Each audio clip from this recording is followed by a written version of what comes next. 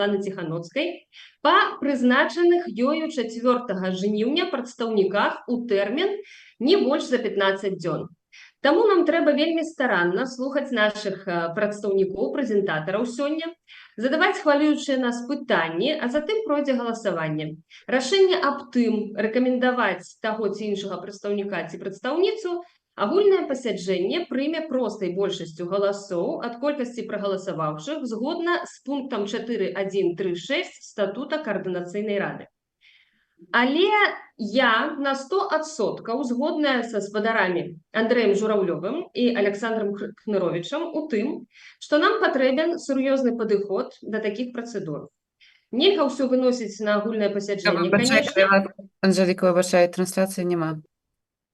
Падаецца, нешта з'явілася толькі што літаральна. Ну, я вельмі выбачаюся, калі ласка, сакратарыят, я ўжо колькі ўжо 8 хвілін вяду пасяджэння. Трансляция уже есть, да. Я вот вижу. Уже ёсць? А ці усе чулі наш парадак дня? Чулі. Все чулі. Вельмі добра, дзякуй. Таму я вярнуся да пытання, якое ўздымалася ў чаце. Хочу сказаць, што я згодная, яшчэ раз скажу, са шаноўным спадарствам і з Андрэем Жураўлёвым, і з Александром Кныровічам у тым, што нам патрэбен сур'ёзны падыход да такіх працэдур і патрэбная адмысловая прадуманая працэдура, якая прадугледжвае стварэнне профільных працоўных груп ці нейкіх задзейнічання профільных камісій для паўнавартаснага працэса ўзгаднення прадстаўнікоў у будучыні. Таму дзякуй за вашыя заўвагі, яны вельмі слушныя. Таму я звяртаюся да ўсіх дэлегатаў і дэлегатак з просьбай ініцыяваць стварэнне працоўнай групы па распрацоўцы працэдур узаемадзеяння з АПК па самых важных пытаннях, у тым ліку па ўзгадненні прадстаўнікоў. Давайце будзем больш смялейшымі і ініцыятыўнымі. І спікеры фракцыі, калі ласка, абмяркуйце гэта ў сваіх фракцыях, а заўтра ўздымем пытанне на нарадзе фракцыі. Спадзяюся, што будуць прапановы. Але вернемся да парадку дня. Як заўсёды, у нас ёсць рэгламент, якога я папрашу ўсіх прытрымлівацца. На выступы адводзіцца да 10 хвілін. Пасля ў нас будзе абмеркаванне, пасля кожнага блока. На пытанне адводзіцца максімум 2 хвіліны, на адказ да 3 хвілін. Пытанняў на парадку дня нямала, і таму ў мяне была просьба, я прасіла міжнародную камісію падрыхтаваць мінімум 3 пытанні да Владзіміра Аркадзевіча, блок воля да Вадзіма Кабанчука і моладзевы наступ да Маргарыты Ворахавай. Спадзяюся, ніхто не супраць, бо гэта па іх профілю, і ад кожнай фракцыі ў абмеркаваннях можна таксама задаць пытанне, калі ласка, іх можа быць і некалькі ў межах 2 хвілін. Прашу ўсіх, хто хоча задаць пытанне ці даць каментар, націснуць рэакцыю ў выглядзе паднятай рукі і перад тым, як пачаць гаварыць, прашу назваць сябе і сваю фракцыю. І так, калі ні ў кога няма заўваг па нашым рэгламенце, першы выступ спадар Уладзімір Астапенка, прадстаўнік аб'яднанага пераходнага кабінета па міжнародным і еўрапейскім супрацоўніцтве. Калі ласка, вам слово. Добрый вечер, уважаемая спикерка, вице-спикерка, уважаемые делегаты, наши глядачи. Мне вельмі прыемна выступіць перед демократично абранными белорусскими представниками и в новой якости поудзельничать в живой дискуссии об тем, что мы можем зрабіць для нашей краины. Апошні раз я имел такую магчымасць больш за 30 гадоў назад, калі ў пачатку 90-х прэзентаваў у Верховным Савеце першыя міжнародныя дамовы незалежнай Беларусі, якая ў той час рабіла свае першыя крокі ў якасці суверэннага суб'екта міжнароднага права. І тады усе дзверы на сусветнай арэне былі перад ёй адчыненыя. На жаль, сёння наша краіна знаходзіцца ў абсалютна іншых абставінах. У выніку сфальсіфікаваных прэзідэнцкіх выбараў Лукашенко страціў легітымнасць і права прадстаўляць нацыянальныя інтарэсы беларусаў на міжнароднай арэне. Яго рэжым трапіў у залежнасць ад імперскага суседа і ў ізаляцыю ад цывілізаванага света. Далучыўся да сумнеўнай кампаніі ізгояў кшталту Паўночнай Карэі ці Эрытрэі. Адмовіўся ад без'ядзернага статусу і ператварыўся ў пагрозу для рэгіянальнай і глобальнай бяспекі. Мы павінны канстатаваць, што пасля 30 гадоў дыктатарскага кіравання сёння існуе рэальная пагроза страты незалежнасці Беларусі, якая ўжо ўцягнута ў працэс паглынання так званым рускім светам.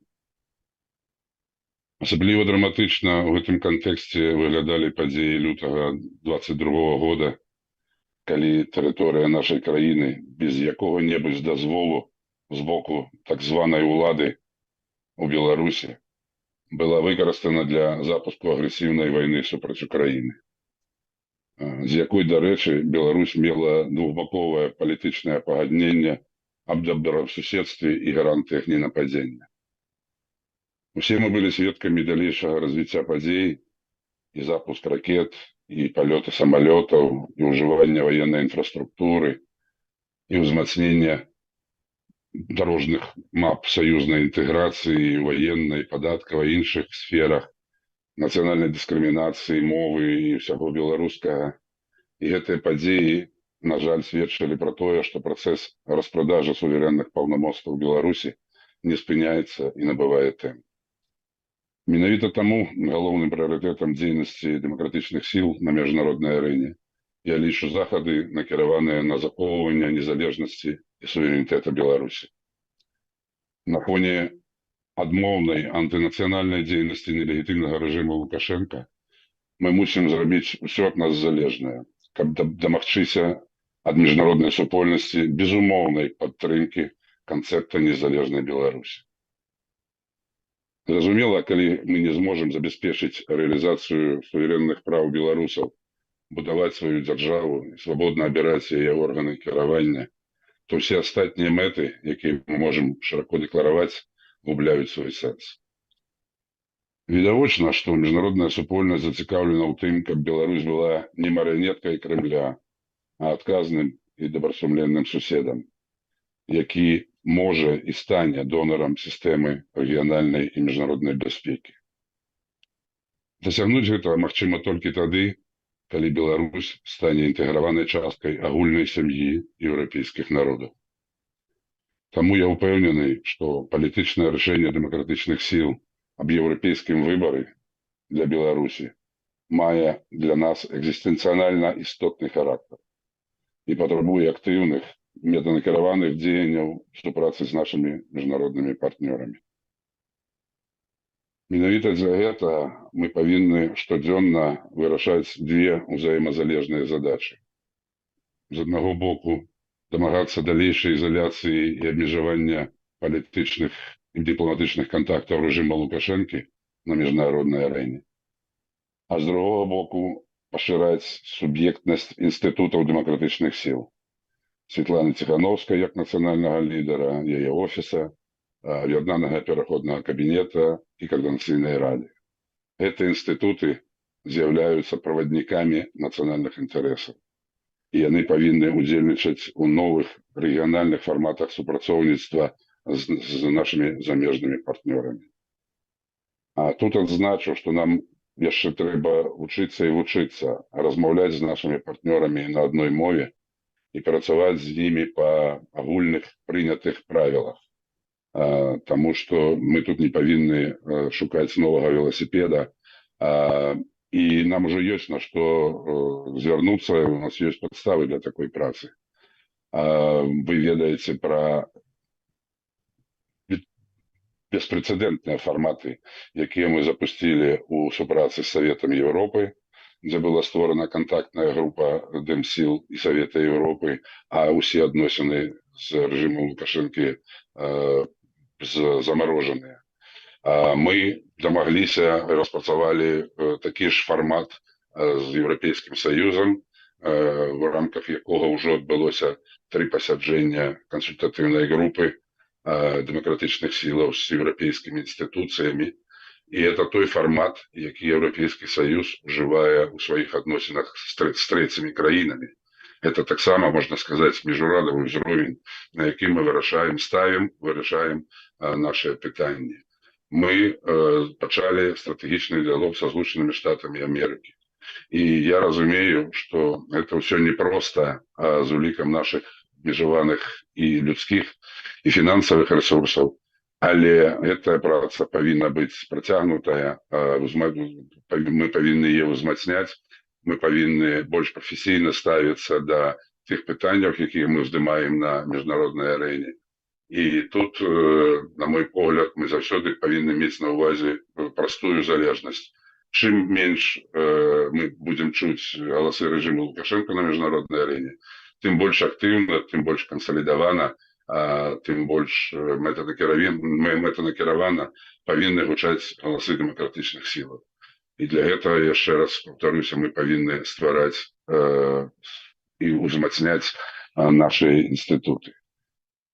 У гэтым кантэксце я вельмі спадзяюся на эфектыўнае прымяненне, на эфектыўную рэалізацыю пратакола ўзаемадзеяння, які быў падпісаны на канферэнцыі Новай Беларусі ў пачатку гэтага месяца, таму што відавочна нам не хапае нейкіх агульных базавых дакументаў, якія мы можам назваць стратэгіямі, прыярытэтамі, рамачных дакументаў, якія будуць задаваць мэты, і ў рамках якіх мы будзем выбудоўваць наша практычнае дзеянне. Мне здаецца, што задача падрыхтоўкі такіх дакументаў павінна стаць агульнай і першатэрміновай для ўсіх зацікаўленых старон, і я спадзяюся, што мы з гэтай задачай зможам паспяхова справіцца. Зразумела, што ў рамках вось такіх стратэгій мы будзем планаваць і ажыццяўляць все магчымыя метады па ахове праў і інтарэсаў нашых грамадзян, якія вымушана знаходзяцца за мяжой, якія пражываюць за мяжой. Ну, у тым ліку мы таксама будзем думаць о правах грамадзян, якія сёння застаюцца ў Беларусі. Зразумела, што ў рамках гэтай працы мы будзем працягваць мабілізацыю міжнароднай супольнасці на падтрымку беларускіх дэмакратычных сіл, і меня вельмі парадавалі заявы наших партнёраў з нагоды 4-й гадавіны сумных прэзідэнцкіх выбараў. Агульная заява Еўрапейскага Саюза, Злучаных Штатаў Амерыкі, Канады, Великабрытаніі адназначна сведчыць аб тым, што гэтыя краіны скаардынавалі ўжо сваю пазіцыю, скаардынавана прымаюць меры у супрацьдзеянні з рэжымам Лукашенка і скаардынавана плануюць сваю дальнейшую дзейнасць па падтрымцы дэмакратычных сілаў. Ну і last but not least, апошні прыярытэт, які абазначаны ў мандаце прадстаўніка па міжнароднаму еўрапейскаму супрацоўніцтву, гэта праца на будучыню, праца на стварэнне тых працэдур, якія мы сможам выкарыстаць, калі вернемся ў нашу краіну, калі мы вернемся з вялікім багажом і наших партнёраў, і наших напрацовак, і зможам больш актыўна ў сціслыя тэрміны зрабіць усё, што нам патрэбна, каб пабудаваць незалежную, дэмакратычную, еўрапейскую Беларусь. Упэўнены, што мы агульнымі намаганнямі прыйдзем да гэтай мэты. На гэтым гатоў спыніцца, адказаць на ваши пытанні. Дзякуй. Дзякуй вялікі, гаспадар Владимир Аркадьевич. Дзякуй за то, што ўклаліся ў наш рэгламент. Калі ласка, я пакуль чакаю пытанні ад наших дэлегатаў і дэлегатак. Я бачу, што ёсць пытанне. Дзякуй вялікі. Александра Мамаева была першая, і далей, калі ласка, будзе Тацяна Мартынова. Александра? Дзякуй вялікі, Владимир Аркадьевич, прывітанне, вельмі радая бачыць. Адзін з прыярытэтаў працы прадстаўніка, які прапісаны таксама быў для вас, як вашыя задачы, гэта стварэнне сеткі прадстаўніцтваў за мяжой. Мне падаецца, што гэта вельмі важнае пытанне, і сапраўды такая адзіная сетка прадстаўніцтваў павінна быць. Вось можаце распавесці, як вы бачыце гэтую працу і як гэтая сетка павінна стварацца і працаваць. Дзякуй за пытанне, Александра. Ну, вядома, што мы эту праблему уже неаднойчы разглядалі. Задача была прапісана ў першапачатковым мандаце прадстаўніка па знешняй палітыцы. Я персанальна з'яўляюся вельмі актыўным сторонникам такіх дзеянняў і упэўнены ў тым, што калі ў нас з'явіцца адзіная скаардынаваная сетка прадстаўніцтваў, як бы яны ни называліся, дзе б яны ни былі, эффективность нашей працы с замежными партнерами будет значно павелічана. Адзначу в этом контексте, что нам трэба таксама зрабіць яшчэ такую дамовую працу и наладзіць процессы и координации обмена информацией паміж усімі структурами, якія займаюцца міжнародным супрацоўніцтвам, а мы ведаем, что сёння міжнародным супрацоўніцтвам аб'ектыўна займаемся ўсе мы. І шмат чаго робіцца, але шмат працы трэба зрабіць, каб это все скаардынаваць. І я спадзяюся, што вось такая сетка таксама дапаможа нам зрабіць нашу координацию больш эффектыўнай, наладзіць обмен інфармацыяй, наладзіць персоналізированные контакты, мэтанакіраванае распаўсюджванне нашай інфармацыі. Зразумела, што многае залежыць ад рэсурсаў і людскіх і матэрыяльных, але хто хоча, той страміцца, як кажуць. Да? Таму, калі мы прымем такое рашэнне, я буду за яго выступаць і выйдзем на стварэнне такой сеткі. Я спадзяюся, што мы ўсе астатнія арганізацыйныя пытанні зможам таксама паспяхова вырашыць. Дзякуй. Дзякуй вялікі, гэта быў адказ.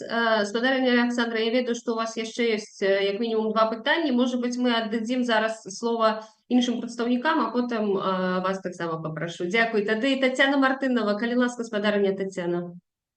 Привет, Танечки, всем. Владимир Аркадьевич, у меня 3 питания, я очень коротко. Что будет с паспортом, с проектом паспорта Новой Беларуси? Да, потому что я чула, когда мы там были в Вильнюсе, мне не дуже сподобалось. Второй вопрос. Какие шаги важные для нас, для именно Координационного совета мы должны предпринимать для повышения нашей легитимности, да, в мире, для того, чтобы мы как-то так усиливались? Вот. Может быть, сначала овцу в чате убрать. И третий момент. На ваш взгляд, вы, человек с огромным опытом, остались ли сегодня в Роженковском МИДе люди, да, с которыми можно каким-то образом в дальнейшем вести переговоры там, и так далее? Ну, то есть какие-то нормальные, потому что в любом случае, по крайней мере, то, что я вижу со стороны наших партнеров, никто не хочет войны в Беларуси, все хотят какого-то вменяемого транзита власти. Спасибо. Спасибо, дякую, Татьяна. Очень приятно вас бачить. И мне вас. Коротко откажу или отвечу на ваши вопросы. Проект паспорта будет развиваться. Сегодня он находится на очень технической стадии, которую мы неизбежно все равно должны пройти и выйти на устойчивую процедуру работы с бланками, документами, персональными данными. А по итогам этой процедуры предполагается аудит, результаты которого станут основой для наших дальнейших политических действий. Поэтому я так же, как и вы, волнуюсь за этот проект и внимательно отслеживаю сегодня эту техническую работу по подготовке, но движение есть. Поэтому будем следить. Второе. Легитимность. Легитимность, как нам, какие шаги первые? Координационный совет. Да, спасибо. Координационный совет. Насколько я вспоминаю, и в протоколе взаимодействия, и в регламенте Координационного совета есть тезис о межпарламентском сотрудничестве. Мне кажется, что вот эта ниша, она сегодня абсолютно не заполнена. Да? Представители режима практически никуда не попадают. Я бы перед Конституционным советом ставил задачу попадать везде, где не попадают представители режима. Начиная от межправительственного союза, межпарламентского союза и продолжая всеми региональными структурами, парламентскими ассамблеями ОБСЕ, НАТО, Совета Европы. Кстати, по Совету Европы мы уже практически этот вопрос для Конституционного совета решили. То есть там есть намерение выйти на процедуру, в рамках которой официальная делегация Конституционного совета будет принимать участие во всех заседаниях парламентской ассамблеи Совета Европы. А кто решает, очень... входит в эту официальную делегацию? Этот вопрос еще будет решаться в самом Координационном совете. То есть окончательное решение ожидается в сентябре, и этот вопрос потом станет в повестке дня Координационного совета. Возвращаясь к МИДу, отмечу, что нормальные оттуда все поуходили в 2020 году, к сожалению. и позднее, по окончании контрактов. Но в то же время мы поддерживаем такие рабочие, неофициальные, неформальные контакты. Не все еще нормально там закончились, поэтому будем исходить из того, что при изменении обстоятельств и при должном учете роли каждого в реализации той политики, которую сегодня режимный МИД и посольство проводят, ну, сможем отфильтровать и иметь какой-то актив на будущее. Так что будем на это рассчитывать. Спасибо. Дякую. Дякую вялікі. Ви уклаліся ў 3 хвілінкі. Супер адказны наш Владзімир Аркадьевич. Дякую. Тады наступнае пытанне ў нас ад спадара Віталія Ромашэўскага. Калі ласка.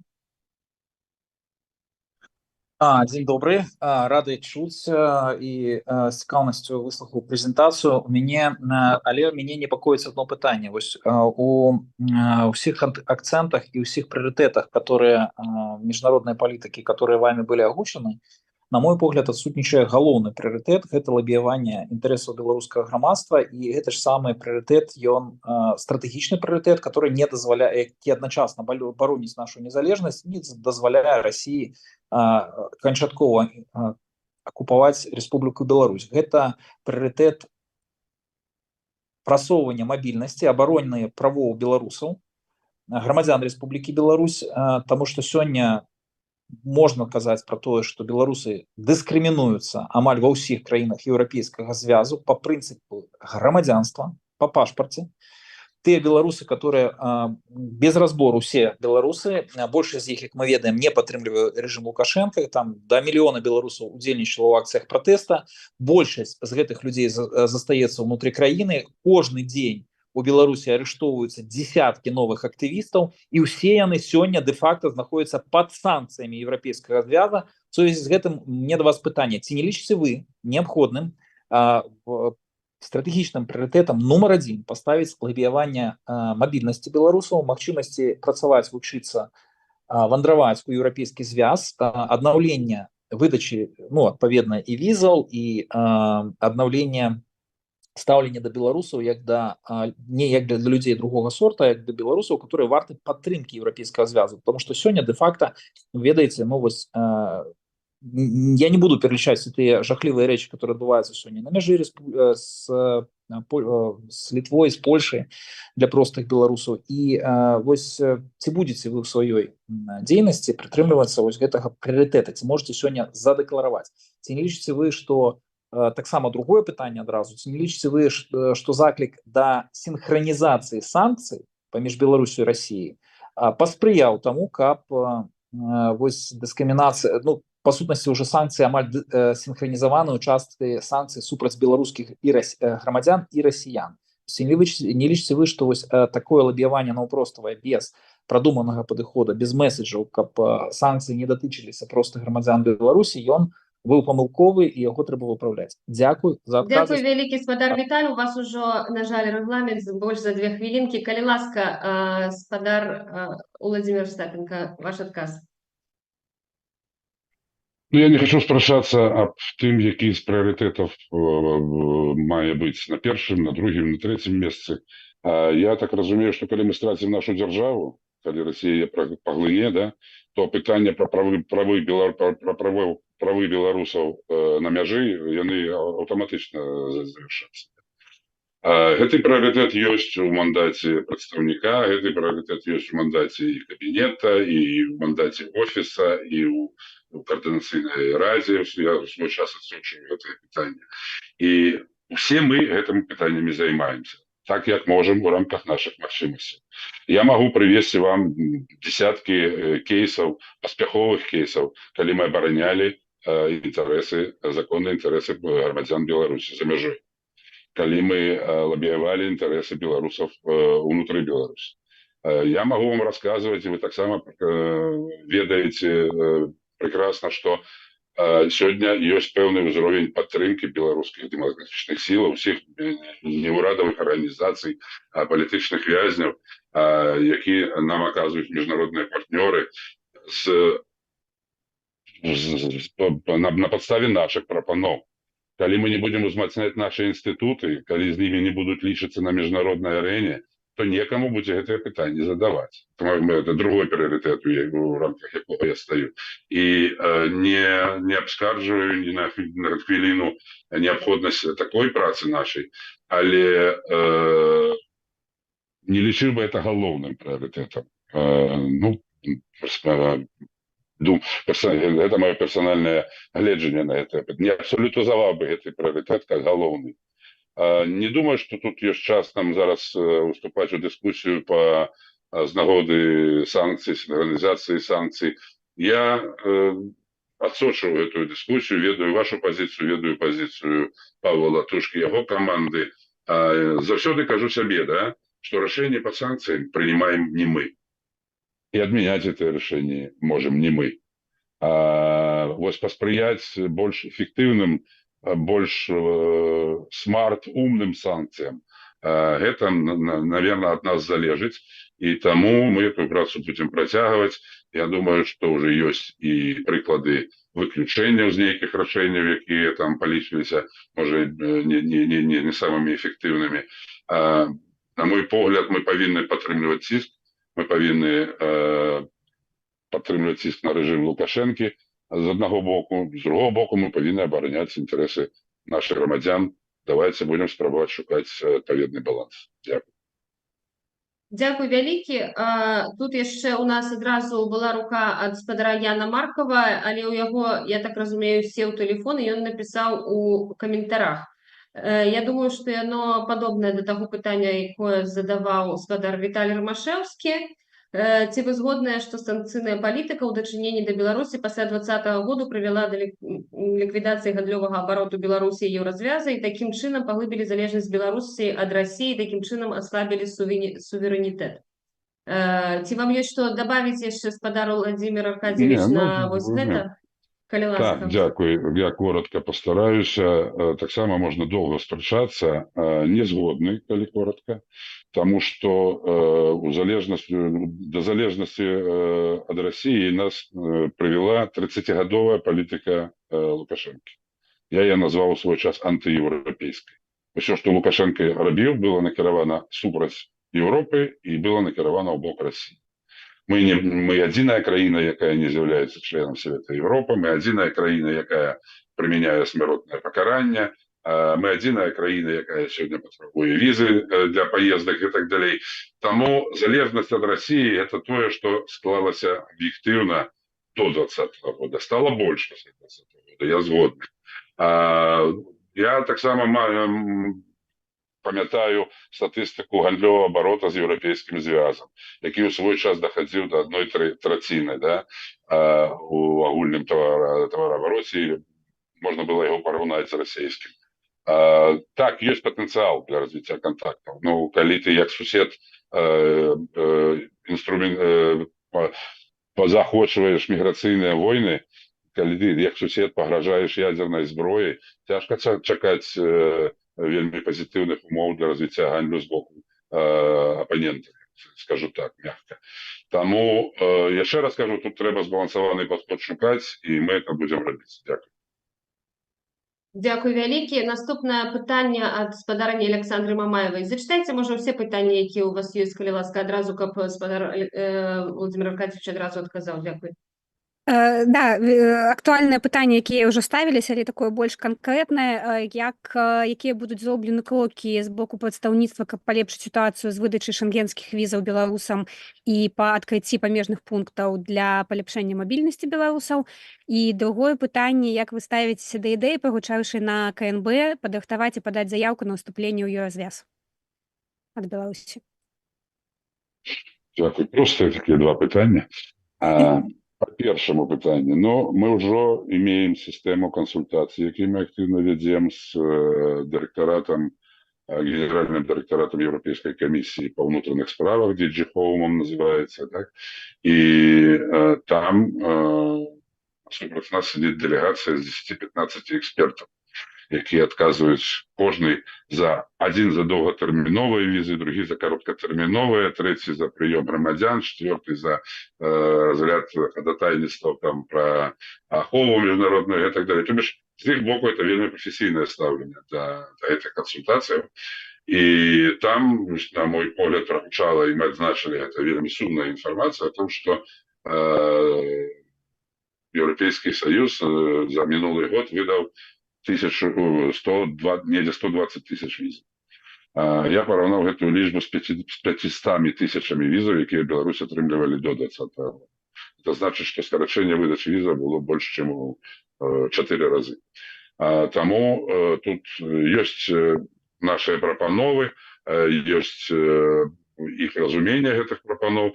Ну, не трэба забываць, што з іншага боку есть абмежаванні з боку рэжыма, які скарачае персанал дыпламатычны замежных прадстаўніцтваў, які не дае магчымасці развярнуцца так, як яны маюць разварочвацца ў згоднасці са сваімі інструкцыямі і патрабаваннямі бяспекі і так далей.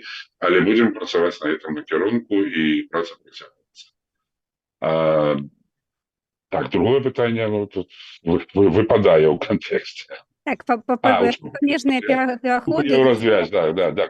Вступ у Еўразвязь. Ну, это прасцей сказаць, чым зрабіць. Мы ведаем все гэты артыкул договора об Европейском Союзе, о том, что любая краіна Европейского континента, Европы, может подать заявку до долучения до Европейского Союза. Это вельмі складаны и вельмі сур'ёзны процесс.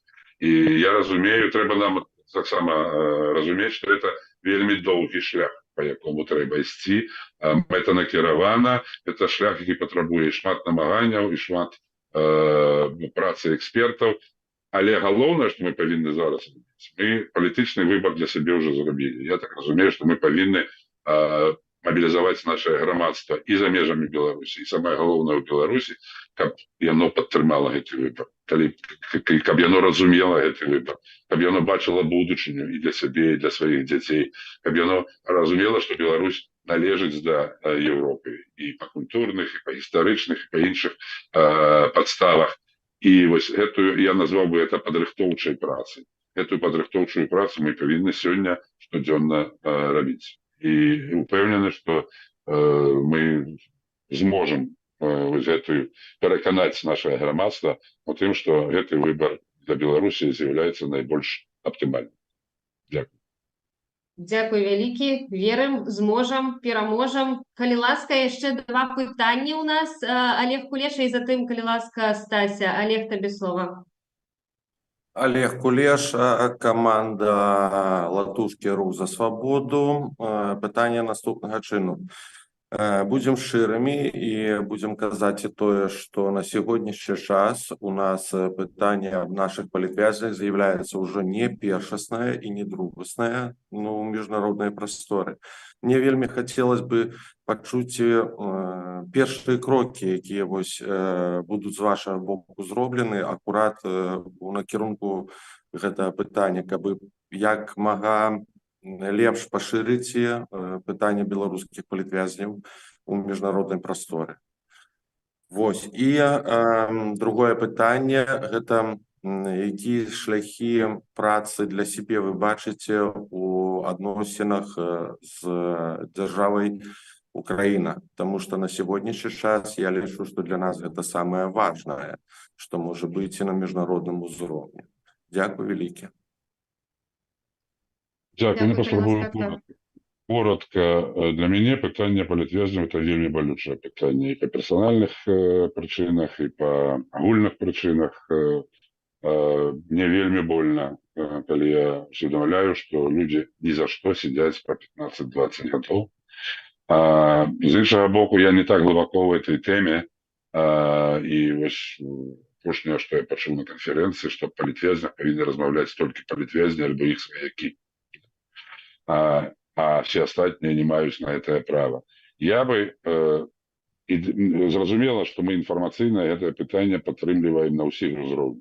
І ёсць шмат дакументаў, і рэзалюцый, і заклікаў, і заклапочанасцяў, і вельмі вялікіх заклапочанасцяў. І ў ўсіх апошніх дакументах наших міжнародных партнёраў таксама ёсць тэзіс пра неабходнасць вызвалення, безумоўна, ўсіх палітвязняў. Но гэта на палітычным узроўні можа і максімум таго, што мы можам досягнуць. Справа ў тым, як на практыцы дабіцца таго, каб яны былі вызвалены.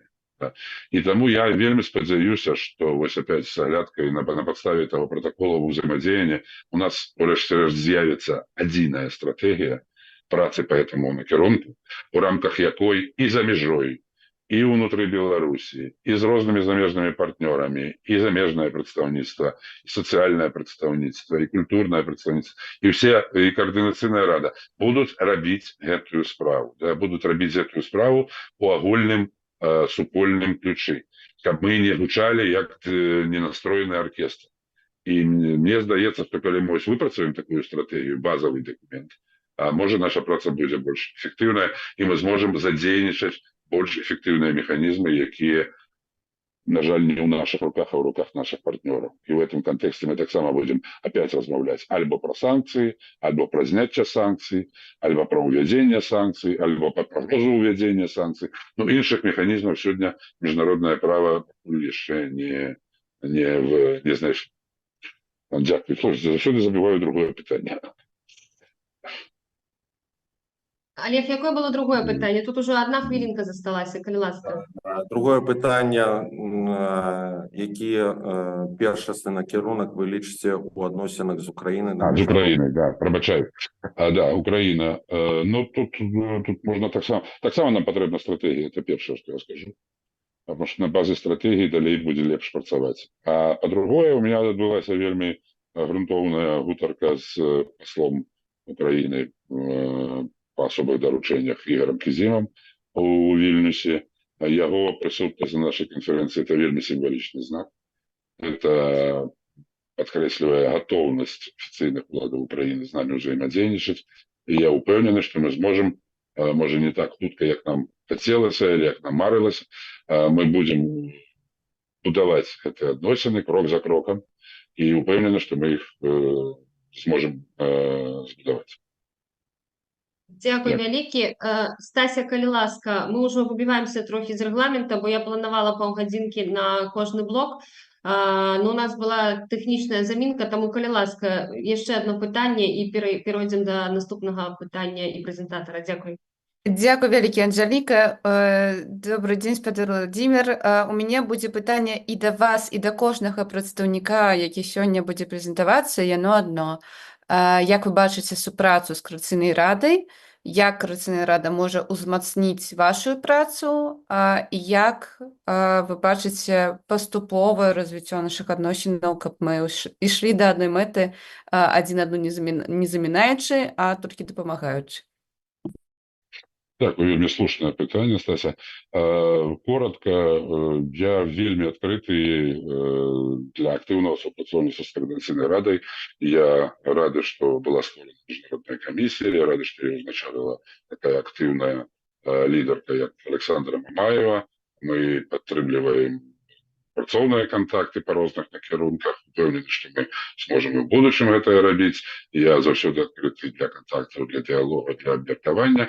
І я думаю, што адным з галоўных прыоритетаў Коордынацыйнай рады на гэтым этапе павінна стаць распрацоўка стратэгіі знешняй палітыкі разам з кабінетам, разам з офісам. Калі мы такі дакумент зможам дапрацаваць, былі ўжо нейкія напрацоўкі, трэба адзначыць намаганне папярэдняга складу Коордынацыйнай рады. Калі мы зможам это зрабіць, это будзе вельмі добрая падстава для нашага супрацоўніцтва. Дзякуй. Дякую вялікі, Владимир Аркадьевич. Я вам жадаю поспехаў ад сябе і ад усіх сябраў Коордынацыйнай рады. Я вас персанальна вельмі паважаю, я вас знаю так даўно, і я вам просто жадаю поспехаў. І дай Бог, каб у нас было добрае супрацоўніцтва паміж нашымі структурамі, і ўсе вашыя словы сталі рэальнасцю. Дзякуй вам вялікі. Пераходзім да другога пытання нашага парадку дня. Гэта слуханне прэзентацыі прадстаўніцы АПК па моладзевай палітыцы Маргарыты Ворыхавай. Маргарыта, калі ласка, вы тут з намі? Так. Дзень добры. Дзень добры, дзякуй. І можаце пачынаць, я ўключаю свой таймер. 10 хвілін, калі ласка. Дзякуй шчыра. Мяне зваць Маргарыта Ворыхава, я падаюся на пасаду прадстаўніцы па моладзевай палітыцы студэнцтву. І насамрэч гэтая пасада і для мяне, і для моладзевых арганізацый, і для маёй фракцыі моладзевы наступ такі вельмі важны момант, таму што моладзевая арганізацыя прапаноўвалі назначэнне ўвядзення гэтай пасады на працягу апошніх 2 год, таму бачыць тое, што яна была прапанавана, і зараз мы праводзім гэтае слуханне, гэта такі вельмі знакавы момант для ўсёй моладзі, таму што на маё меркаванне, і я спадзяюся на меркаванне ўсіх прысутных, моладзь гэта менавіта той рухавік пераменаў і руху, і мы павінны зрабіць усё магчымае разам, каб голас моладзі быў пачуты на розных узроўнях, таксама на ўзроўні КР і міжнародным узроўні. І ў гэтай ролі я бачу сваю місію і місію каманды ў тым, каб узняць голас моладзі і прадставіць яго на самых вышэйшых узроўнях і забяспечыць, каб погляды моладзі былі ўлічаныя пры фарміраванні розных палітычных рашэнняў. І я лічу, што гэта важная мэта і важны такі момант для забяспечвання якаснага функцыянавання дэмакратыі, таму што у доўгатэрміновай перспектыве моладзь гэта менавіта тыя, хто будуць адчуваць на сябе ўсе эфекты нашых рашэнняў, якія мы прымаем сёння. І вось мы заўсёды кажам пра тое, што моладзь прыносіць дынаміку, прыносіць новыя ідэі, прыносіць новыя імпульсы ў палітычныя працэсы і ва ўсе працэсы, якія яна ўцягваецца. І гэта надзвычай важна, таму што калі мы вырашаем сучасныя праблемы, нам менавіта важны вось гэта новыя ідэі ад моладзі, і я сваю місію таксама бачу ў тым, каб гэтыя ідэі прасоўваць на розных узроўнях палітычных рашэнняў. Аднак я таксама заўважаю і заўважаюць многія моладзевыя арганізацыі тое, што маладыя людзі не знаходзяць дастатковай прадстаўленасці ў вось гэтых палітычных працэсах, якія на іх паўплываюць, і мы таксама не знаходзім механізму ўцягвання. То бок моладзь змяніла свае падыходы да ўдзелу ў палітычных працэсах, яны больш адыходзяць ад традыцыйных палітычных механізмаў прыняцця рашэнняў, і таму вельмі важна таксама адаптавацца пад гэтыя змены, якія зараз мы назіраем у грамадстве, і ўцягваць моладзь і знаходзіць новыя механізмы для ўдзелу моладзі ў палітычных працэсах. І гэта вельмі важна, на мой погляд, таму што не ўдзел моладзі ў палітычных працэсах падрывае давер моладзі да палітычнага жыцця, і заўважаючы, што адбывалася на працягу апошніх 20 год, мы бачым, што давер да ўладаў не існуе, асабліва ў моладзевых пакалення, і нам трэба гэты давер будаваць да дэмакратычных інстытутаў і паказваць, што дэмакратычныя працэсы, дэмакратычныя інстытуты адчыненыя да ўдзелу моладзі ў нашых працэсах прыняцця рашэнняў. І гэта таксама важна, як я ўжо адзначала, таму што гэта ўплывае на эфектыўнасць дэмакратыі. Калі мы спадзяемся выстроіць дэмакратычную краіну, нам патрэбна ўцягваць усе групы насельніцтва ў гэтыя працэсы на адным узроўні. І для гэтага я прапаную стварыць платформы, якія дазволілі моладзі ўдзельнічаць у прыняцці рашэнняў, абмяркоўваць найбольш актуальныя для іх пытання і праблемы. Вось, напрыклад, праблемы, якія ўздымаюцца зараз на канферэнцыях і ва моладзевых арганізацыях, і ў тым ліку абмеркавання ў чатах, гэта будучыня адукацыі, гэта доступ да працы для моладзі, гэта доступ да прадпрымальніцтва, гэта развіццё моладзі, дасяг да магчымасцяў для моладзевых актывістаў і актывістак як у Беларусі, так і за межамі Беларусі. Я планую забяспечыць тое, каб кожны малады ці маладая беларус ці беларуска маглі атрымаць гэты роўны дасяг да ўсіх магчымасцяў, якія мы прапаноўваем. Я спадзяюся, што мы зможам пагадзіцца разам з КР і рознымі іншымі палітычнымі актарамі на тым, што нам патрэбна павялічыць удзел моладзі ў палітычных платформах і уцягваць моладзь у працэс прыняцця рашэнняў, таму што мы ўсе разам хацім дасягнуць вось гэтай устойлівай дэмакратыі, якая будзе трымацца на працягу наступных дзесяцігоддзяў. І я таксама лічу, што трэба асаблівую увагу ў маёй працы і ў працы ўсяго моладзевага сектару накіраваць на удзел у ўцягванні моладзі, якая менавіта знаходзіцца зараз у краіне, умацоўваць арганізацыі, якія зараз працуюць у Беларусі, а такіх арганізацый нашмат, і нам трэба іх падтрымліваць усімі даступнымі нам шляхамі. Вось, і такі месседж хочацца данесці, што моладзь Беларусі павінна адчуваць, што ў іх ёсць прадстаўнікі і прадстаўніцы, якім яны могуць давяраць, і нам трэба гэты давер вымацоўваць сваёй працай. Жыве Беларусь. Жыве вечна, дзякуй, Маргарыта. Пераходзім да этапу пытанняў. І першая рука у Аліны Коўшык, калі ласка. Вітаю, рада, што мне атрымалася. Першае задаць пытанне, Маргарыта, вітаю цябе, вельмі спадзяюся, што цябе падтрымаюць бальшыня нашых сяброў каардынацыйнай рады. Лічу пытанні моладзі вельмі істотнымі для нас. Скажы, калі ласка, як ты плануеш выбудоўваць супрацу з іншымі суб'ектамі, якія таксама працуюць з моладзю? Вось, напрыклад, мы таксама працуем па пытаннях адукацыі, культуры, і таксама моладзь гэта вялікая частка нашай працы. Вось ці ёсць у тебя некае бачанне таго, як выбудоўваць супрацу тваю ў якасці прадстаўніцы з іншымі аб'ектамі, якія таксама займаюцца моладзевай палітыкай? Як вось ты тут бачыш акурат сваю ролю? Дзякуй. Ці мае час адказваць на пытанне, ці збіраем некалькі, а потым по працэдуры, як будзе лепей. Але магу адразу адказаць. Лепш адразу, так. Добра. Я планую, я рабіла гэта на працягу апошняга года маёй працы як аперацыі Светланы Ціхановскай, супрацоўнічаць з рознымі актарамі, тому што я лічу, што нельга будаваць асобнае прадстаўніцтва, якое было б абасоблена і працавала б асоблена ад іншых актараў, ад іншых арганізацый.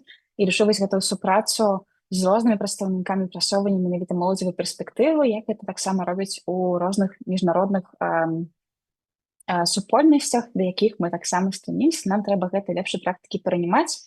І я лічу, што нам трэба, калі мы працуем над тымі тэмамі, якія датычацца, якія ўплываюць на стан моладзі як у Беларусі, так і за мяжой, нам патрэбна супрацоўнічаць на розных узроўнях і каардынавацца над тым, якія крокі мы робім, як яны ўплываюць на моладзь і як нам іх зрабіць лепей разам. Таму я заўсёды буду прымаць падыход кансультацый і пошуку асобнага яднанага падыходу да вырашэння гэтых пытанняў.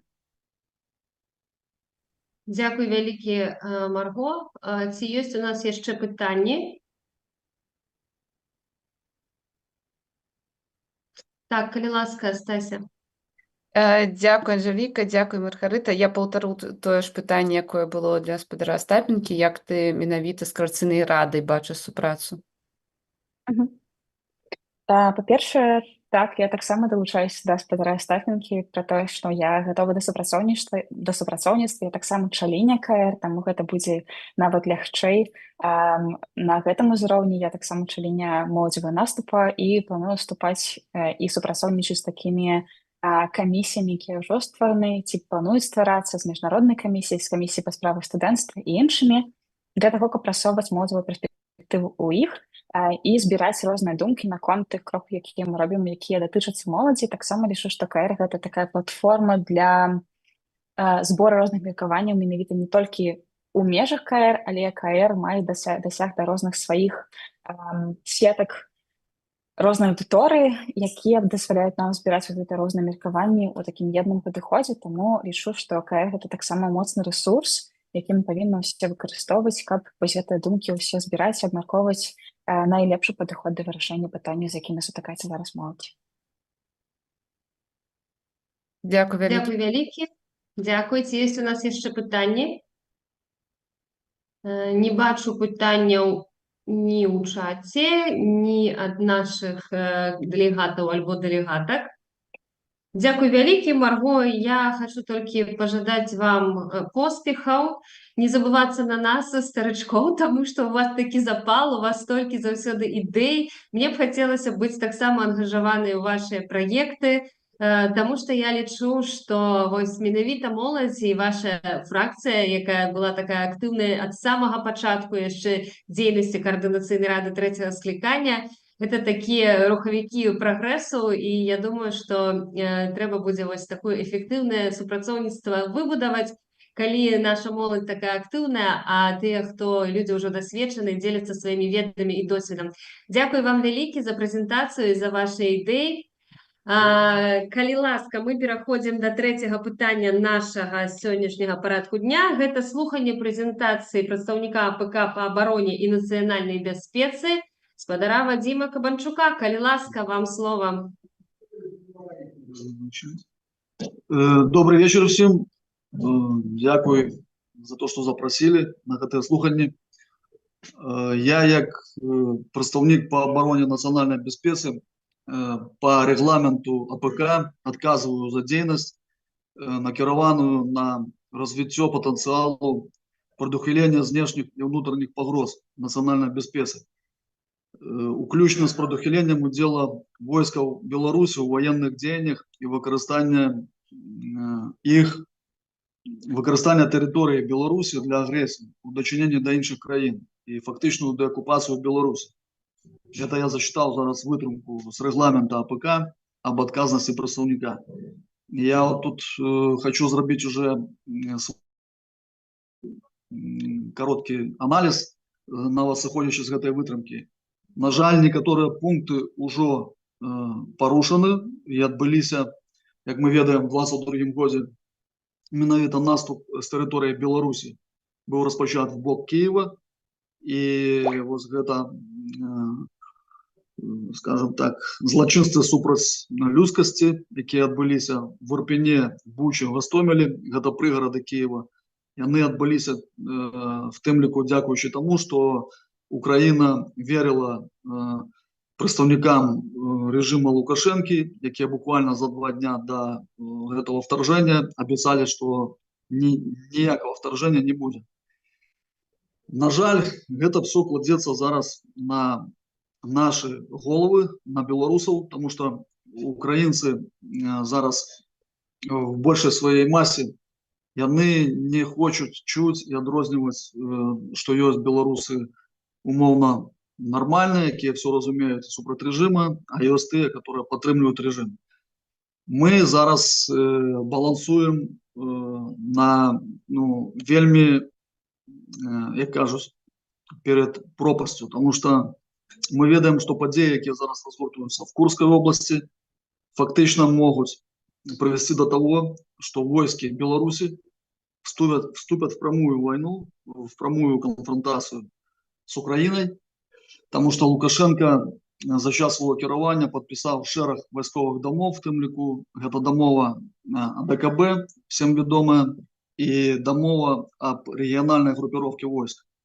На сённяшні час фактично ён уже меўся по гэтых домовах ввести свої войски в боевые дзеянні. Але из-за того, что яны зараз робят выгляд, в тым ліку і режим Путина в России, что они не зусім разумеют, что отбывается, и называют это то провокацией, то некими іншими аббревиатурами, гэта як бы на юридично-формальной мове еще не дае им подставы ввести гэтыя пункты домовы у дзеянні. Мы ведаем, что учора была сустрэча в Москве министра обороны Хренина и Вольфовича с представниками Российской Федерации, где хутчэй за все абмяркоўвались планы вайсковым узаемадзеянні, якое будзе гэта вайсковае узаемадзеянне, час покажет.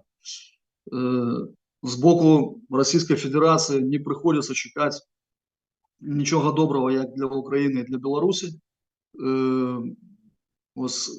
Я вот такую невеликий комментарий дал по этому тексту регламента ОПК, как бы еще раз подкреслить то, что як человек, який бачив, что такое война, я не хочу, чтобы это все повторилось и отбилось на нас, на белорусах, на наших хлопцах. Потому что, в принципе, режим, яны не семья Лукашенко, не Лукашенко особисто, не его ближайшие чиновники. Яны не будут принимать удел в боевых деяниях, яны пошлют молодых хлопцев. Ось наша задача і моя особиста, як представника по національній безпеці і обороні, зробити так, як білоруська армія, навіть у випадку віддачі цього злочинного загада, його не виконала. І ми просто заховали життя наших хлопців і життя українців. Зачитаю пріоритетні задачі, які я бачу по праці в кабінеті. В першу чергу, гэта організація системной допомоги доброходникам в Украине. Чему нам важна организация допомоги доброходникам в Украине? Потому что у нас Украина уже предоставила махчимость для функционирования нашего национального подразделения. Самое великое — это полк Калиновского, есть еще шерах інших, больше дробных подразделений. Важность для нас, белорусов, тем этих подразделений, что это, в принципе, такие подмурок для створения нового белорусского войска. Войско является одним з державотворчих чинників. Войско – это той інструмент, який може допомогти нам відновити незалежність, деокупувати країну. Я особисто не хочу, щоб у нас це все відбувалося менавіта таким шляхом кинетичним, з веденням бойових дій на нашій території. Зроблю все, щоб цього не було. Але як опорний аргумент, менавіта по обороні, и по обороне, по-перше, территориальной, по-другое, по обороне наших людей в самой Беларуси, мы повинны быть готовы, что використанию этого аргумента. Наступне – підготовка логістичного забезпечення діяльності доброходників в Україні під час проходження служби і після спинення контракту. Это значит, что, знаходячись зараз поза межами Беларуси, мы можем зробити центры рекрутации, центры сбора допомоги, центры прохождения потом реабилитации и ресоциализации доброходников, потому что мы ведаем, что люди, которые спинили контракты, участки из их есть проблемы, як там связанные с документами, материальные, так и часом психологічні. Наступне, я бачу, це підготовка базових положень по реформуванню білоруської армії і інших силових структур. І отут якраз я бачу співпрацю з Координаційною радою, менавіта з Комісією по національній безпеці, як з органом законотворчим. Менавіта зараз у нас є можливості, опираючись на експертне коло, приймати шерах документів, шерах положень, які в будущем нам скоротять і час, і допоможуть створити нові силові структури демократичної Білорусі. Наступний крок, я бачу, це крок по розпрацовці і реалізації стратегії по обороні та окупації Білорусі. Ця стратегія мусить бути комплексною, і вона мусить розпрацовуватися так само в координації і з Координаційною радою, з представниками, і з іншими членами кабінету, і іншими інститутами білоруської опозиції. Це праця, яка вже частково розпочата. Ми, як білоруські доброходники в Україні, так само зробили таку концепцію свого бачення, яким чином нам треба йти по дорожній мапі. І ми ведаємо, що є частка стратегії опублікована Об'єднаним переходним кабінетом. Я міркую, що в процесі вже праці супольної ми зробимо таку компіляцію цих підходів і випрацюємо таку утямну стратегію, відкриту частку якої ми можемо придавити білоруському народу. Може бути в вигляді дорожньої мапи. Ну, в принципі, про координацію діяльності з усіма зацікавленими боками я вже сказав, по забезпеченню стратегії, по відновленню державного суверенітету. Ну, тут мається на увазі, що нам треба опиратися в тим ліку на наших хаврусників, на наших партнерів, які розуміють, що незалежна демократична Білорусь – це один із важливих чинників безпеки в нашому регіоні. В першу чергу, безумовно, ми орієнтуємося на наших сусідів, це Україна, Польща, Литва і інших. принципе, я скончыў свою короткую прэзентацыю, калі ёсць пытанні, гатовы на іх адказваць. Дзякуй вялікі, Вадзім. Якраз уклаліся ў рэгламент, таксама дзякуй. Я бачу першае пытанне, калі ласка, Стася. Дзякуй вялікі. Дзякуй, спадар Вадзім, што адразу пазначылі, як вы бачыце, супрацу з Карцыйнай радай. Гэтае пытанне задаваць ужо не буду. У мяне ёсць пытанне адносна цэнтраў рэкрутацыі, таму што вы акрэслілі гэта як мэту. З апошніх навінаў мы даведаліся, што той цэнтр рэкрутацыі, які працаваў у Варшаве, ён закрыўся. Ці ён працягне, мабыць, сваю працу адновіць, ці як?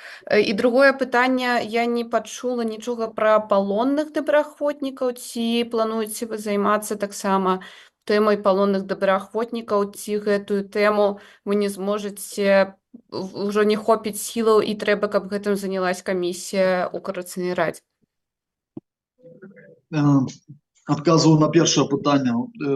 Я калі яшчэ знаходзіўся ў Варшаве, у нас была сустрэча з Алесем Зарамбюком, гэта кіраўнік беларускага дома, дзе знаходзіцца наш цэнтр рэкрутацыі.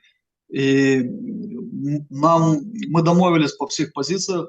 Там ёсць зараз затрымкі па фінансаванню. Спадзяюся, разам з іншымі чальцамі кабінета мы вырашым гэтыя перашкоды, і цэнтр запрацуе зноў.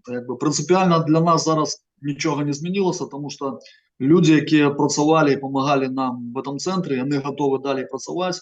Тут пытанне зараз толькі в памяшканні, што, можа быць, часова мы не можам карыстацца гэтым памяшканнем. Можам часова знайсці іншае, можам наогул працаваць пакуль што без памяшкання.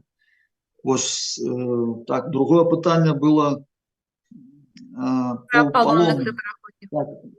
Я скажу, што, можа быць, тут не все ведаюць, але у нас толькі двое палонных з пачатку гэтай вайны, якая ўжо 2,5 гады ідзе. Гэта хлопцы, которые потрапілі улетку 22-го года под Лисичанском в полон.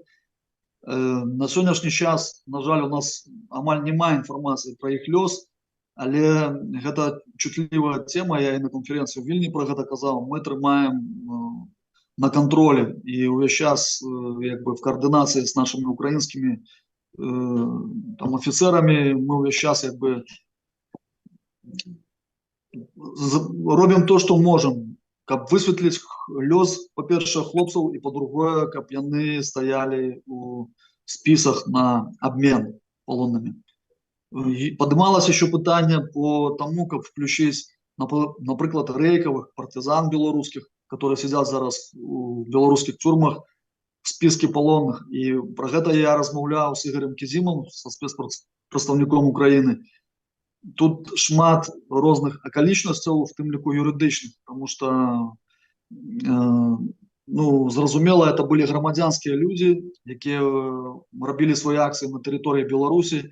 Да, яны были скіраваны фактично на допомогу Украине, але тут шэраг ёсць проблем, которые трэба будзе высветляць. Дзякуй вялікі. Там беларускіх партызан, якія знаходзяцца на тэрыторыі Расіі, таксама сядзяць.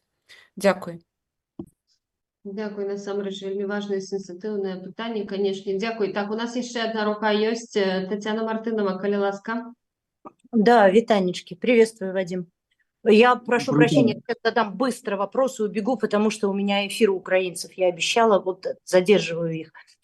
Первое. Кто ваши эксперты по реформам именно армии и силового блока? Есть ли они у вас, профильные люди, которые знают систему и в состоянии сделать это грамотно? Второй момент. Как вы видите освобождение Беларуси с учетом того, что если Лукашенко не нападает сам, то зайти на территорию Беларуси ни одно государство нам не позволит? И третий. Поясните, пожалуйста, вашу идею с бондами, что-то такое, потому что много чего с разных сторон слышала. Белорусы вкладывают сейчас в доброохотников, получают какие-то бонды, потом у них какие-то гарантии возвращения.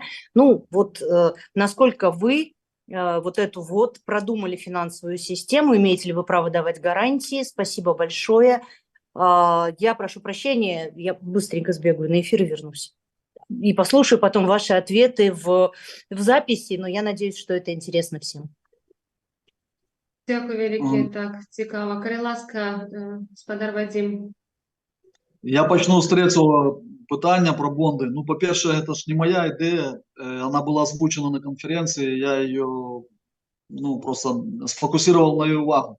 Гэта ідэя, вона вже використовувалася шматлікими країнами, ідея підтримки Збройних сил, відбудови інших силових структур, праз доброохотні внески громадян, часові, які потім вертаються під гарантії держави. Ну, наприклад, у нас там буде повернення до нормального демократичного ладу, і будучи уряд Білорусі, він просто повертає, і, можливо, там будуть ще певні преференції для людей, які уклали свої внески в ці бонди. Тому що, коли ми говоримо про те, що ми повинні будувати свої силові структури самостійно, в тим ліку ми повинні розлічувати на наші власні білоруські осередки.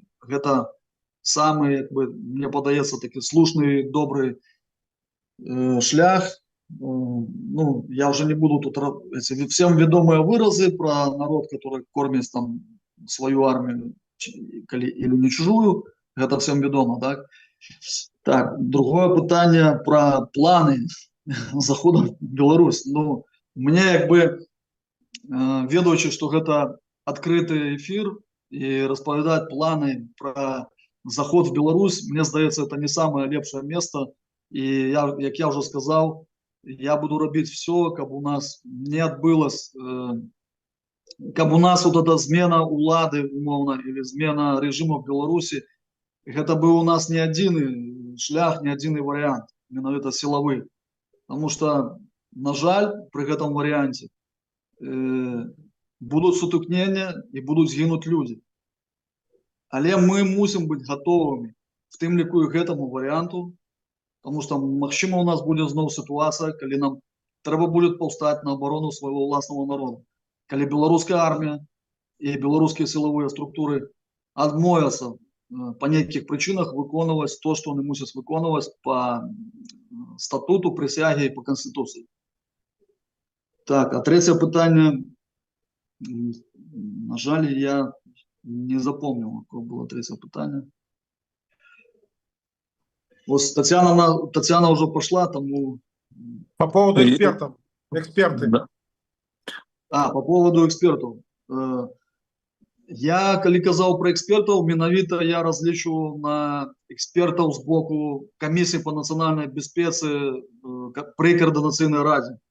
І там, наскільки я розумію, по регламенту можна буде підключати різних експертів.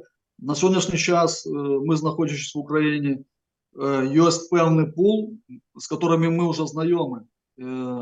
Часом я з ними бачусь там на деяких форумах, зустрічах. У нас є військовослужбовці в полку Калиновського, які були в свій час офіцерами і в білоруській армії. Є навіть уже дійсні офіцери української армії. У наших хлопців зараз от прямо, скажімо, досвід сучасної війни. Це, напевно, один із таких коштовніших досвідів, який може бути. Тому я сподіваюся, узровень нашої експертизи, і він буде відповідний. Дякую велике за ваш отказ. Калі ласка, у нас наступная рука от гаспадара Геннадия Манько. Калі ласка. Да, добрый день, Вадим. Как бы услышал сразу ответ, там готовил вопрос по комиссии по национальной безопасности, которая запланирована в Координационной раде. Ну, уже услышал, да, все это, готовность есть. Тогда вернемся к тому, что Владимир Аркадьевич сказал, что нам необходимо занимать как бы позиции, все, которые есть на международном уровне, где на сегодняшний день отсутствует представительство, того режима, той Республики Беларусь. И прозвучала такая организация, как НАТО. Что ты видишь, как ты думаешь? Можем ли мы предоставить туда людей? Какие вопросы у нас с ними могут быть? Вот в этом плане раскрой чуть-чуть тему. Спасибо. Дякую, Геннадій, за запитання. Я лічу, що, по-перше, нам треба підвищати наш узровень суб'єктності, як АПК, так і інших інститутів білоруських опозиційних. І ми повинні, в принципі, сустракацца з усімі зацікавленымі бакамі, в тым ліку і НАТО, як арганізацыі, ключовой организации по безпецы в регионе, и не только в регионе. Тут питання в тем, что мы уже не будем придумывать ровно. По этому шляху проходило некалькі наций, які визволялись, там, наприклад, з-під окупації нацистської Німеччини. Гэта шлях тих же там поляків чи шлях французів, у яких були свої представництва національні, свої збройні сили у вигнанні. Були і у вигнанні, так і всередині країни. Так, коли ми кажемо, там, наприклад, про армію краєву, чи про резистанс французький. И у них были свои подразделения, которые вели боевые действия супротив гитлеровской Немеччины. Яны керовали своими урадами в вигнанні. И, в принципе, я бачу, конечно, адаптовано под сьогоднішні реалії, там, без особливих ілюзій. Я ведаю, насколько это все, як би, скажем, тема така чутлива, и насколько наши соседи заклопочены, как вот гэты конфликт, боевые действия не расползались далее по региону. Вот то, что будет в наших махчимостях, скористаючись дипломатичными нашими махчимостями, політичними, мы мусим, про это мусим размовлять с нашими партнерами. Дякую. Дякую. Дякую вялікі. У нас ще було питання ад спадара Александра. Не бачила прозвища, але мусить рука вже снята. Я передумал. Тому що мусить уже окреслили то питання, яке хотів задати делегат. Тому у нас є ще пару хвилин для спадара Вадима Кабанчука, і коли ніхто не супраць, я зачитаю, ёсць пытанне з Ютуба, бо нашим гледачам заўсёды прыемна гэтая зваротная сувязь. Ці ёсць сувязі, а можа, ці захаваліся ў вас кантакты ў асяроддзі ўзброеных сіл на тэрыторыі РБ, якія могуць быць задзейнічаны ў гадзіну Ч? Ці ёсць што адказаць на гэта? Зразумела, что коли у нас подразделения служат белорусы, у нас те ці іншыя сувязі ёсць. Я тут уже не буду вдаваться в ніякую конкретику по зразумелых причинах. Я нагадаю 22 год, коли мы чекали, что белорусской армии отдадут загад на уваход в Украину, то на нас выходили целые группы белорусских войсковцев и резервистов, якія мелись призвать белорусскую армию. И, скажем так, у них было питание технічного переходу на наш бок. Тому я думаю, что при таком трагичном развитии подей полк Калиновского в Украине в таком разе в хуткім часе стане бригадой, бригада стане дивизией, ну а потом мы будем в Минску. Дякую вялікі за такія натхняльныя словы напрыканцы блока вашай прэзентацыі і пытанняў адказаў. Дякую за вашу справу, за вашу мужнасць і, калі ласка, ведайце, што Каардынацыйная рада заўсёды будзе працаваць разам на тое, каб апынуцца зноў у Беларусі, у нашай вольнай, любімай краіне. Дзякую вам. Дякую вам. Дякую. Мы пераходзім да нашага апошняга пытання на парадку дня. Таксама вельмі важнага, last but not least, як кажуць моўныя нашыя сябры. Калі ласка, Вольга Вялічка, каманда Латушкі і Рух за свабоду сёння прэзентуе камісію па сацыяльнай палітыцы. Вольга, вам слова. Вітаю, дарагія калегі, вітаю слухачы і тых, хто глядзіць нас у эфіры. Я б хацела в трэцім скліканні Каардынацыйнай рады стварыць камісію па сацыяльнай палітыцы. Мэтай гэтай камісіі было бы стварэнне структуры, якая адказвае за захаванне правоў і законных інтарэсаў беларусаў у частцы забеспячэння іх сацыяльных гарантый на тэрыторыі фактычнага знаходжання. І я прапісала тут 9 пунктаў, чтоб можна было без стратэгіі, без тактыкі, але з адказам на пытанне, калі вас пытаюцца, што каардынацыйная рада, чым яна магла б дапамагаць беларусам, вось мне падаецца, мы сумесна з калегамі, якія працуюць са мной, мы тут акрэслілі 9 пунктаў. Першы пункт – гэта праца з праблемамі беларусаў унутры краіны праз электронныя звароты, збор інфармацыі, апрацоўка кейсаў, аналіз у разрэзе з дзейсным заканадаўствам для выяўлення парушэнняў, а таксама па запыце аказання прававой і кансультатыўнай дапамогі. Другі пункт – гэта праца з праблемамі беларусаў за мяжой праз электронныя звароты і асабістыя сустрэчы па наступных пытаннях. Пенсіённае забеспячэнне, аказанне медыцынскай і псіхалагічнай дапамогі ў сістэмах аховы здароўя па месцах пражывання, праблемы з прышчэпкамі для дзяцей, праблемы з атрыманнем і прызначэннем статуса інваліднасці, іншыя пытанні, якія тычацца груп, якія ўразлівыя. Чацвёртае пытанне – гэта стварэнне медыка-сацыяльных рэабілітацыйных праграм для ветэранаў расійска-ўкраінскай вайны на нацыянальных узроўнях сістэм аховы здароўя па месцах пражывання воінаў. Далей тут ёсць тры пункты, якія я магла б аб'яднаць у адзін. Гэта аналіз законаў, якія тычацца сацыяльнай абароны, сацыяльнай палітыкі, і аналіз 2 дзяржаўных праграм. Гэта праграма здароўя народа і дэмаграфічная бяспека. І другая дзяржаўная праграма – гэта рынак працы і садзейнічанне занятасці. І наступны пункт – гэта ажыццяўленне міжнароднага супрацоўніцтва з мэтай фарміравання кантактаў і вырашэння існуючых пытанняў па сацыяльнай сферы. Гэта коротка, чым могла б займацца камісія па сацыяльнай палітыцы. Я думаю, што я менш чым 10 хвілін уклалася і гатовая, калі ёсць пытанні, гатовая адказваць на іх.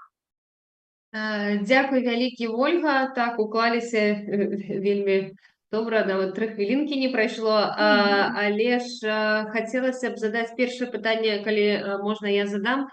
Хто у вас плануецца на кіраўніка і намесніка гэтай камісіі? У нас ёсць спіс. Я прапанавала сваю кандыдатуру на кіраўніка камісіі. Уладзіміра Шанцава на фракцыя «Еўрапейскі выбар» намеснікам старшыні. Владимира Далецкага, фракция «Наша справа», чельцом комиссии, Карина Малиновская, фракция «Воля», челец комиссии, Александр Клочков, фракция «Воля», челец комиссии, Рита Гатик, фракция «Латушка и рух за свободу», челец комиссии, и Вольга Спращук пропановывается нами внутри як секретарь комиссии. У нас есть список. Дякую вялікі. У каго есть пытанні, паважаныя калегі, калежанкі, дэлегаты? Ну, тады і маё таксама пытанне, калі можна. Першае, якія ёсць планы супрацы з міжнароднай камісіяй, таму што, як я разумею, будуць вырашацца пытанні сацыяльныя беларусаў у месцах іх пражывання, то есть гэта будзе, ну, я так думаю, можа быць супраца і з народнымі амбасадамі, і з міжнароднай камісіяй па нейкіх пытаннях, па нейкіх напрамках. І другое пытанне, вы сказалі пра электронную сістэму для працы ўнутры Беларусі. Пытанне тут бяспекі і пытанне забеспячэння платформы, якой вы будете карыстацца. Ці ёсць планы па нейкім супрацоўніцтве з ужо існуючымі платформамі, ці звярталіся да спадара Паўла Лібера, ці патрэбна нейкая дапамога ў гэтым плане, ці экспертная ацэнка? Дзякуй. Калі мы абмяркоўвалі стварэнне камісіі на нарадзе фракцый, у спадарні віцэ-спікеркі была слушная прапанова. Я тут бачу два накірункі. Першае, звароты могуць ісці праз электронную пошту, праз коордынацыйную раду. І другое, у нас у аб'яднаным пераходным кабінеце ёсць Ёсць Ольга Гарбунова, якая адказвае таксама за пытанні сацыяльнай палітыкі. Там ёсць распрацаваная ўжо платформа «Одно окно». Таксама ніхто нам не замінае. Я лічу, што самым бяспечным зараз спосабам з'яўляецца электронная пошта, альбо другія ёсць распрацаваныя спосабы камунікацыі, працы з людзьмі, якія внутры краіны знаходзяцца. Добра, дзякую. А што наконт супрацы з міжнароднай камісіяй і, дарэчы, з Ольгай Гарбуновай, з прадстаўніцтвам УАПК? Ну, супраца павінна весціся. У маім разуменні яна павінна весціся праз размежаванне тых пытанняў, якія існуюць, праз падзел тых пытанняў, каб мы не перасякаліся, калі ёсць перасячэнне, каб мы дапаўнялі адзін адную, і каб эта праца ўмацоўвалася. Калі казаць пра міжнародную камісію, шчыра, я не бачу зараз на сённяшні момант я не бачу перасячэння працы з міжнароднай камісіяй, я бачу працу з установамі аховы здароўя, з установамі сацыяльнай абароны перш дзвюх краін, дзе знаходзіцца большасць беларусаў, гэта Польшча і Літва. І там ёсць прадстаўніцтвы, калі будуць прапановы альбо бачання ў камісіі па міжнароднай палітыцы, канешне, будзем адкрытыя да супрацы. Добра, дзякуй вялікі. Дзякуй вялікі, Ольга. Можа быць, у кагосьці з'явіліся пытанні, пакуль спадарыня Ольга распавядала і адказвала на пытанні. Стася, паглядзі, калі ласка, можа быць, штосьці на Ютубе, ці можа ёсць пытанні ў нас у каментарах. Калі няма, Боюсь, на тады... Ютубе яшчэ абмяркоўваюць беларускую мяжу і НАТО, таму... Ясна. Ясна, дзякуй вялікі. Тады я дзякую шчыра усім нашым, па-першае, прэзентатарам сёння, падчас нашай нарады, падчас нашага агульнага пасяджэння. Дзякую усім удзельнікам і удзельніцам, дэлегатам і дэлегаткам Каардынацыйнай рады трэцяга склікання за вельмі эфектыўную працу сёння, вашу цярплівасць таксама. Мы працавалі 1,5 гадзіны. І на сёння наш парадак дня вычарпаны. Дзякую усім і жадаю всім добрага вечара. Дзякую, жыве Беларусь! Жыве вечна! Жыве Беларусь!